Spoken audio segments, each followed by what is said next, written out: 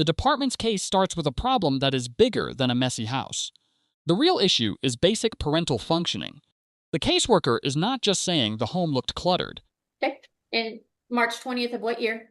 2026. And why did you become involved with the family? We received concerns of neglectful supervision of Leslie with the children, and they neglectful supervision of them, yes. Okay. And I should have probably asked, who is the children's mother? Leslie Castaneda. Okay.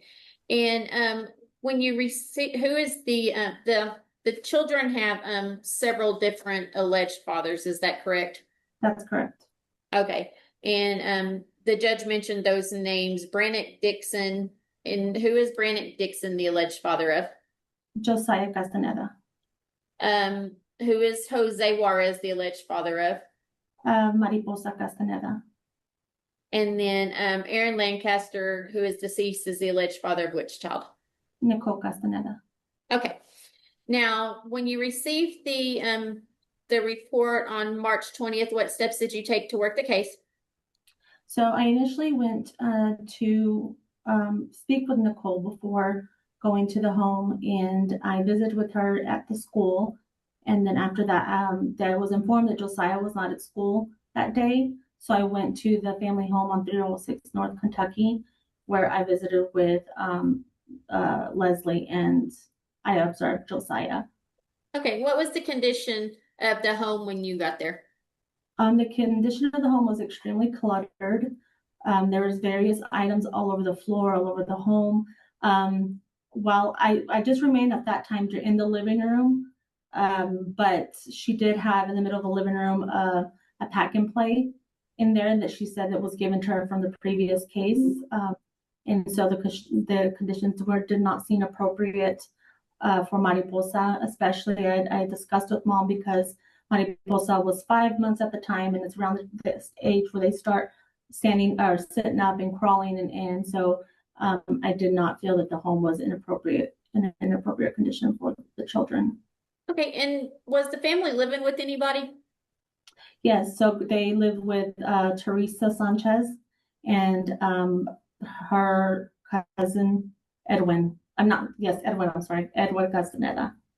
Okay, did you have discussions with the mother in regards to just basic care of the children, feeding, sleeping, bathing, those types of issues?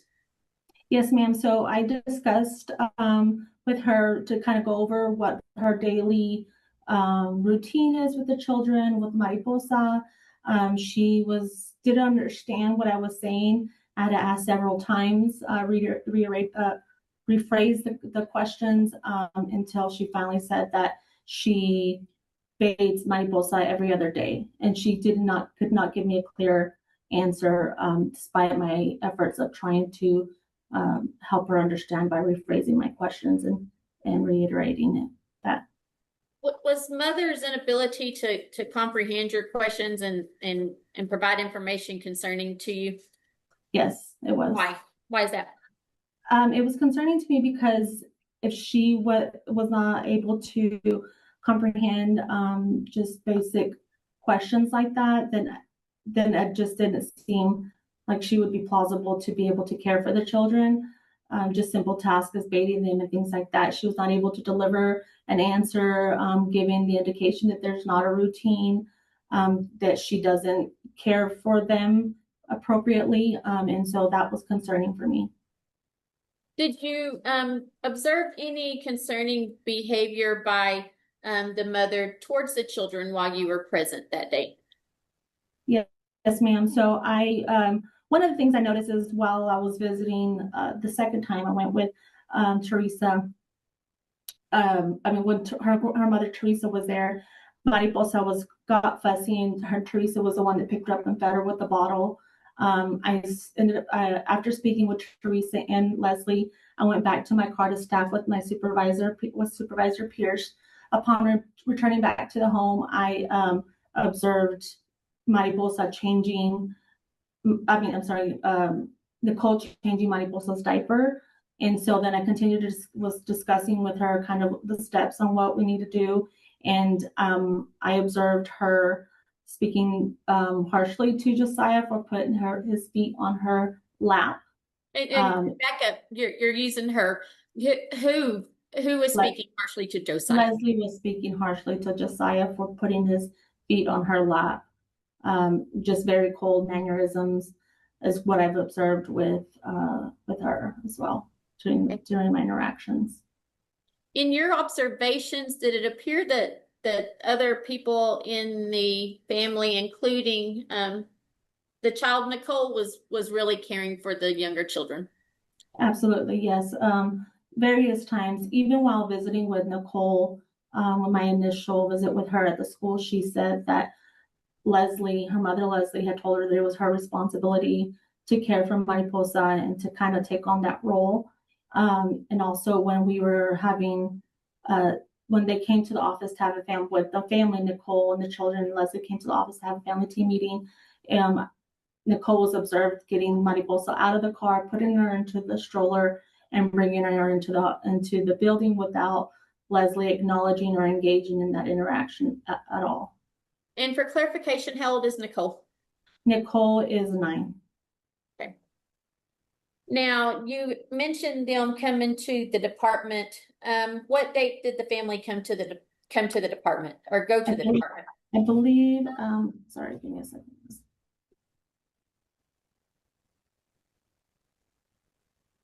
April 3rd. And what was that April 3rd meeting in regards to? It was a family team meeting. We were present with our facilitator and my supervisor, Dustin Pierce. It was in regard to kind of coming up with a solution on what was going to happen next. Leslie was okay with the children staying with her sister Wendy over the weekend to kind of figure out long-term solution or long-term goals on what we need to do for her and the children, how we can get them into a better situation or help assist them into a better situation. And so that was what that discussion was about. What was going to happen long-term? What are the goals long-term? And she was okay with the children staying with the family team meeting was supposed to be the off-ramp before removal. That part is important. The department is showing the judge that removal was not the first move. They tried a weekend safety plan. They looked for family support. They gave the mother space to avoid a bigger court action. With her sister Wendy for the weekend while we kind of navigate that. Okay, so would it be fair to say that meeting was an effort to prevent the removal? Yes, ma'am. Okay, and then what happened that the department ultimately determined that these children needed to be removed? So the children did stay the weekend with her sister Wendy Castaneda.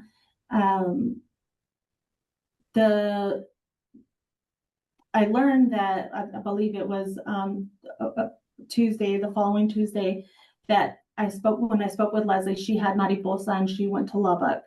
And Wendy was not responding to my calls or text messages. I was attempting to revisit the home and visit with Christian, her significant other, and I could not get a hold of him either. She could not give me a time where I can revisit with her and Christian. And so I received a full call from Teresa Sanchez stating that Wendy was no longer able to care for the children and the children are back in the home with her. She reiterated that she didn't want Leslie or the children in the home with her. And so that's kind of where we decided that it was a removal was needed. Okay, so was there a safe, at the time you sought removal, was there a safe place for these children to reside? No, there was not.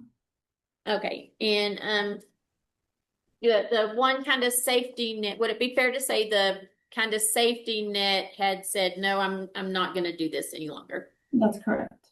Okay.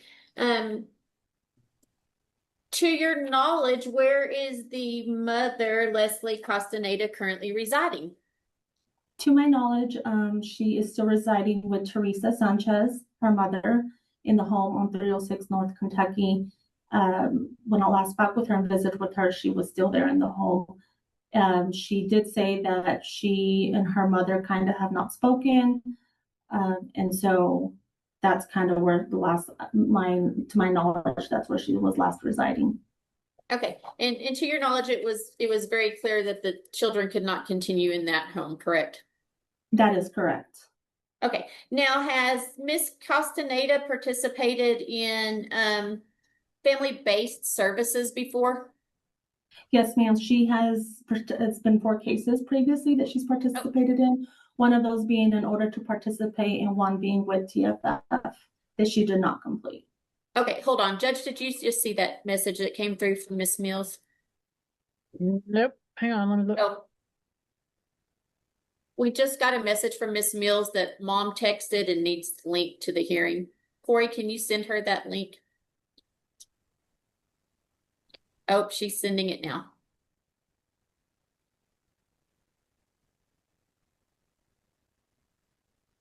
All right, go ahead, Miss Powell.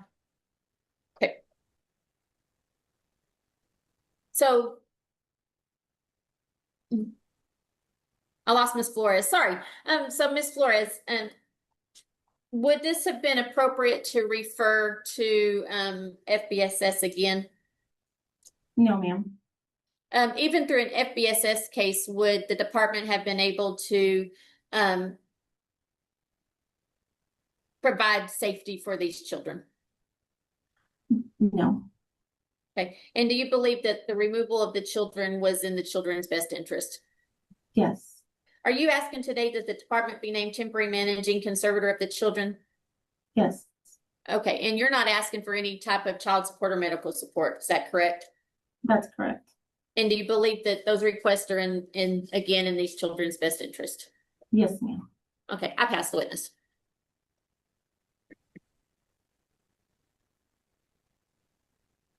Are we gonna Okay. wait for my client, Your Honor? She's logging in right now. So what I'm going to do is, let's make sure we have a good connection with her. And then I'm going to put, all right, Miss Castaneda, can you unmute for me?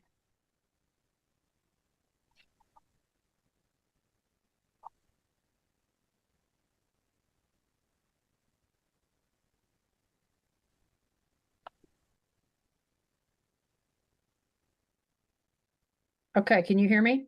Yeah, can you hear me? Yes, ma'am. All right. Oh. I'm going to put you into a breakout room with your attorney so you can speak with her privately. What I'm going to do is we're going to jump over to our next case because my understanding is it's going to be an announcement, an agreement. And to give Ms. Stevens an opportunity to visit with Ms. Castaneda before we start any cross-examination of the department's witness. So I will put Ms. Mills, Ms. Flores, I'm going to put you all back into the waiting room. And when we're ready, I'll bring you back in. Hello? Yes. It's Judge Baker. Who am I speaking with? This is Katie Quackenbush. All right, Ms. Quackenbush. Yes, We just finished your hearing. They announced the agreements. Yes, ma'am. I've let everybody go. I'm sorry, but we didn't get you logged in. I guess the jail didn't get you logged in timely. So I'm sure Ms. Grant will be reaching out to you, but we've got the agreement announced, and we're going to get the genetic testing underway. Okay. And then I'll see you back on June 9th for your status Okay. hearing. Yes, ma'am. Okay. All right. I appreciate it, and you're free to go. Okay, thank you so much, ma'am. You have a good day. Bye. Bye. All right. Thank you all. Okay, Ms. Stevens, my apologies. The judge handles the mother's late login carefully, but the courtroom rhythm exposes the imbalance. The case is moving with or without her, and that is a bad position for any parent. The judge pauses, gives her access to counsel, and protects the process by allowing a private breakout room. Back to you. Yes, Your Honor. Before my client dropped off, and I don't know if you want to make a record of that, she and I did speak in a breakout room. and she is willing to work services. So I don't know if that helps expedite today at all. Certainly should, yes. Give me just a quick second. Oh, and Melinda, she did verify for me that the number, the 1308, is the correct one. Okay. I've been accused of writing like a boy, so I should have been able to read her handwriting. Do you know, my sister writes just like a guy, and she hates it because my mother has the most beautiful handwriting, and I did until I became a lawyer, and there's just too much writing now. Mm-hmm. So don't feel bad about boy handwriting. All right, then. Ms. Powell, you've heard Ms. Stevens, and as her client is willing to agree. Based upon that, I rest.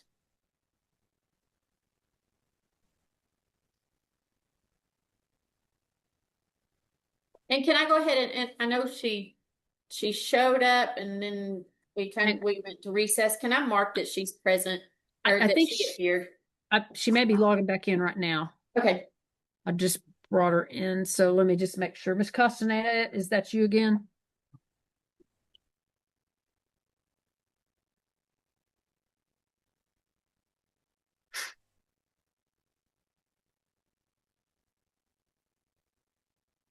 Okay, Ms. Castaneda, can you unmute for me?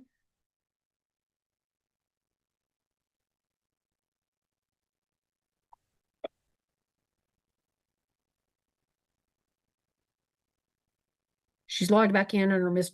Mills' names. That's why I think it's her again. But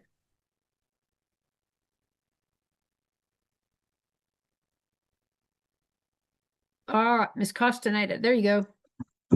Can you hear me okay? Yeah. Okay. All right, Ms. Stevens has announced that you're willing to agree to the department being named temporary managing conservator. So is do you have any questions? I do not have any questions, Your Honor, and my client didn't have any questions before she dropped off. She's been through this a couple times, so she understands the process. Okay. And to let the court know, there has been the name of a kinship or a relative that was submitted to Ms. Flores. Ms. Flores has sent that information to St. Francis, to my knowledge. So there should be, Corey, do you have that? Yes, I do. I have spoken with the sister Laura. She can only take Mariposa and Josiah.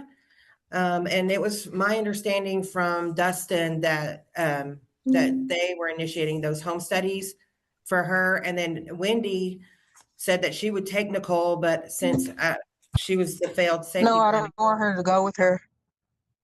Hang on a minute. Just a second, Ms. Mills. Let her finish, and then I'll give you a chance to tell us. That's Ms. Castaneda. I mean, Ms. Castaneda. Sorry. I got to change your name. Yeah. Go ahead, Ms. Mills. But I don't know if Wendy will be eligible after what I just heard in the adversary about her not being able to care for the kids over the weekend.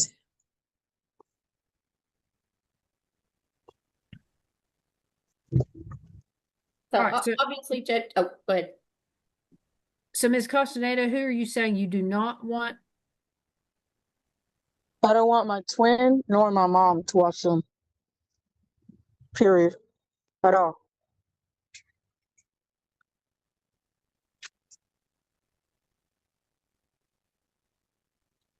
Can we agree to that or no?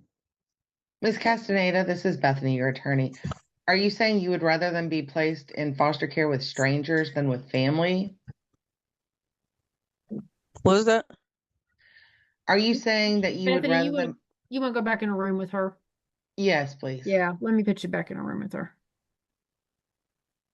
And before Bethany leaves, I don't think that the mother, she just said she didn't want the child placed with her mom. I don't think that's an option anyways from the children were living in that home when removed. So we're not looking at placing the kids with the grandmother. no. We are looking at the sister. Probably not Wendy, who was Yeah. the child safety placement, but the potentially, what did you say her name was, Corey? Her name's Laura, but she cannot take Nicole, only Mariposa and Josiah. And so that's not a great option either for only two of the Okay. kids. Okay, so let me just ask Ms. Castaneda, if we had to, for at least for now, place the two children with this person, is that okay?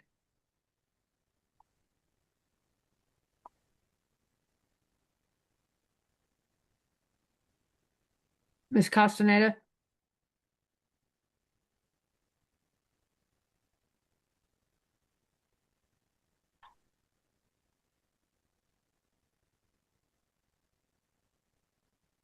Okay, Ms. Castaneda, are you there?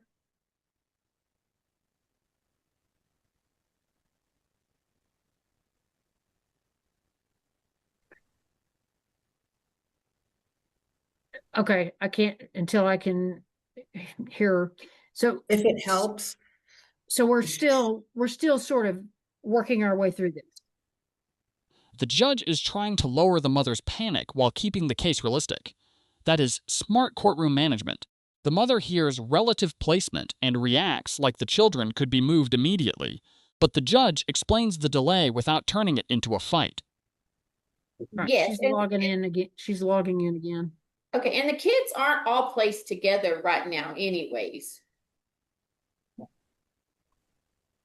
The two older are together.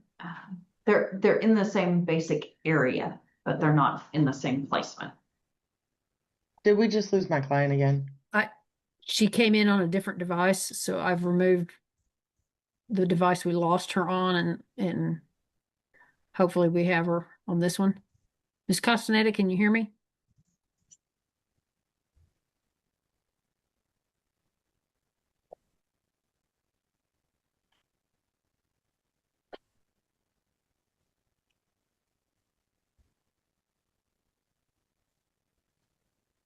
All right, Ms. Castaneda, can you hear me?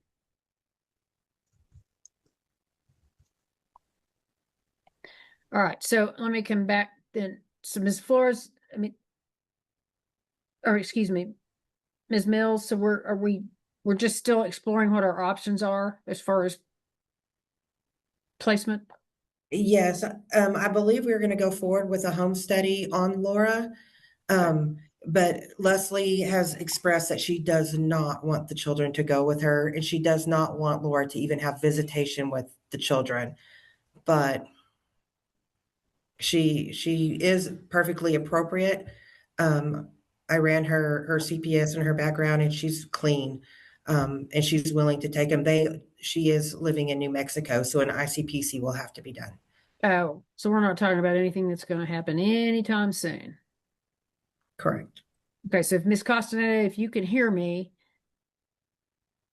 since she's out of state, this placement with her is not going to happen. It could be months and months before we would even be looking at that.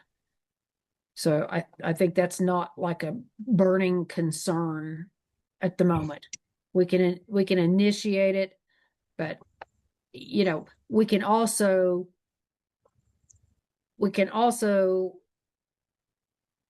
say that before any placement change happens, we would get together and hear everybody out about why the kids should or should not go there. But that's, you know, since she's in New Mexico, it's not going to happen anytime soon. And your attorney can explain that at greater length to you. All right. Who's in New Mexico? I'm sorry? Who's in New Mexico? Somebody named Laura? Oh, yeah. Okay, they want to do what that's called an ICPC home study on her, which we have to have before I could even consider placing the children there, and those can take months to get those done. It's like a background check. Well, it's more than a background check, but it's a full blown home study, and but by federal law, since she's out of state, and I would be sending the children out of state, I have to have this full home study, and they take a long time to get. So I'm just telling you that the children aren't going to be placed with her anytime in the near future. So where are they going to go? Well, they're in different foster placements at the moment, correct, Ms. Mills? Where's Burger King? Josiah and Nicole are both at the Children's Home of Lubbock Emergency Shelter. That's only a 90-day shelter. And Mariposa is in a wonderful foster home in Lubbock. So at least they're all in Lubbock.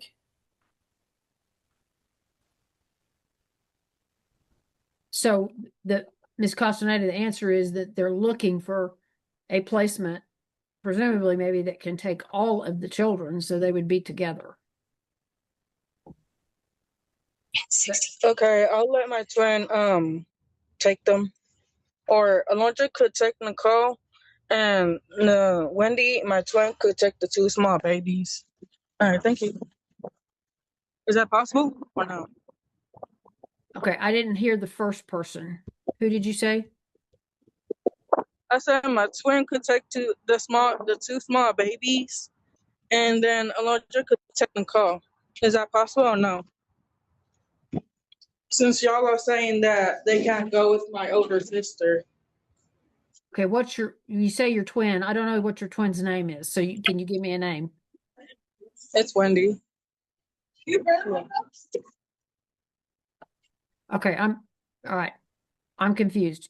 Which children do you want to go with Wendy? The 2 small ones. So Mariposa and Josiah? Yeah. And then what about Nicole? Should I go with Alondra? Is that possible or no? I don't know who Alondra is, so. My other sister.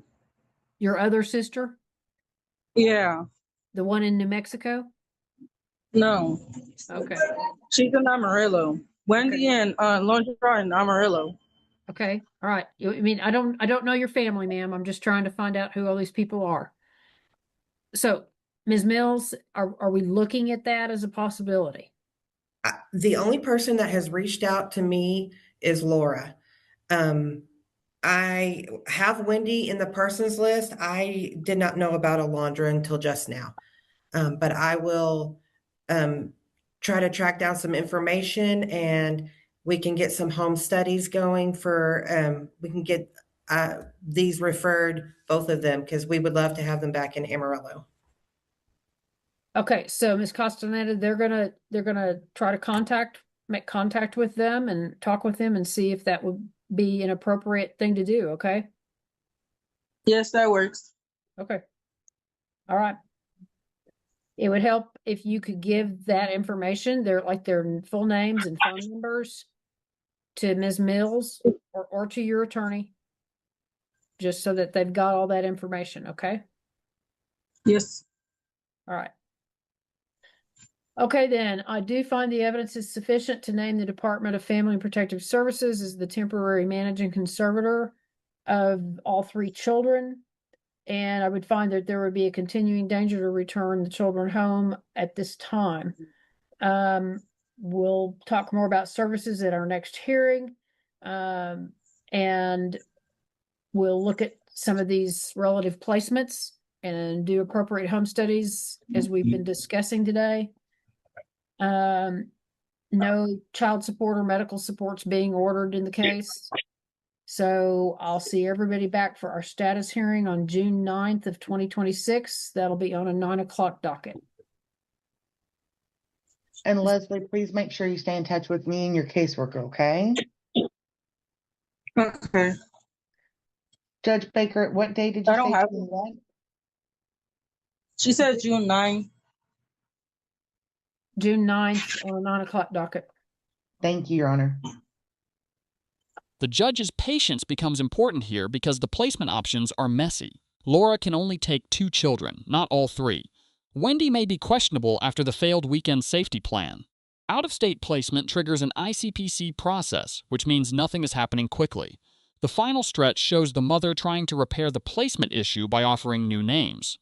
That helps, but it also shows how unprepared the safety plan was. The department only had contact from Laura. Wendy and Alondre suddenly enter the conversation late, which means more checks, more calls, and more delay. The judge does not punish the mother for that, but she does not wait on it either. The ruling is direct.